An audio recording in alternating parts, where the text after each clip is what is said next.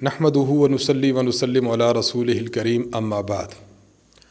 مرکز اہل سنت والجماعت سرگودا میں 3 روزہ سالانہ ٹورنامنٹ کا انعقاد ہوا، جس میں اساتذہ کرام اور طلبہ کرام نے جوش و خروش اور ولولے کے ساتھ حصہ لیا۔ ٹورنامنٹ کے دنوں میں طلباء نے انتہائی نظم و ضبط کا مظاہرہ کیا، اور سب سے اہم بات جو میں آپ کی خدمت میں عرض کرنا چاہتا ہوں وہ یہ کہ استاذ محترم حضرت متکلم اسلام مولانا محمد الیاس گھمن صاحب دامت برکاتہم العالیہ، آپ ایک بات بار بار ارشاد فرمایا کرتے ہیں کہ انسان کو عقائد، مسائل بلکہ زندگی کے ہر شعبہ میں اعتدال سے کام لینا چاہیے۔ اعتدال سے اتر جانا یا اعتدال سے گزر جانا یہ انسان کے نقصان کا سبب ہے۔ اس اعتدال کے درس کا عملی مظاہرہ بحمد اللہ تعالی ہمارے ان 3 روزہ ٹورنامنٹ کے دنوں میں ہوا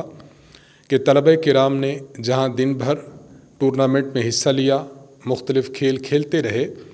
وہاں طلبہ کرام کے تہجد، ذکر و اذکار،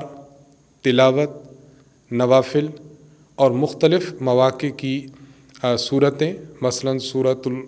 سورۃ یاسین فجر کے بعد، مغرب کے بعد سورۃ واقعہ اور عشاء کے بعد سورۃ ملک کی تلاوت، تو روزانہ کے معمولات بحمد اللہ تعالی یہ بعین ہی اسی طرح چلتے رہے جس طرح عام دنوں میں چلتے رہے۔ یعنی ایسا نہیں ہوا کہ کھیل کی تھکاوٹ کی وجہ سے، کھیل میں حد درجہ انہماک کی وجہ سے ان کے فرائض میں کوتاہی رہی ہو،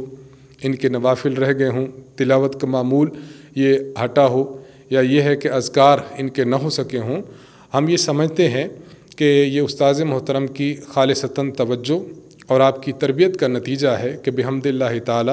تمام طلباء اور تمام اساتذہ اس اعتدال کے ساتھ کھیلوں میں شریک رہے، اس طرح شریک رہے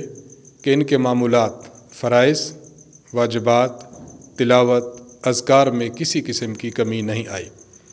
اور ہمارے وہ حضرات جو شعبہ تعلیم سے یا زندگی بھر کے کسی بھی شعبہ سے تعلق رکھتے ہوں، انہیں مرکز کی طرف سے ایک عملی پیغام یہ ہے کہ ہم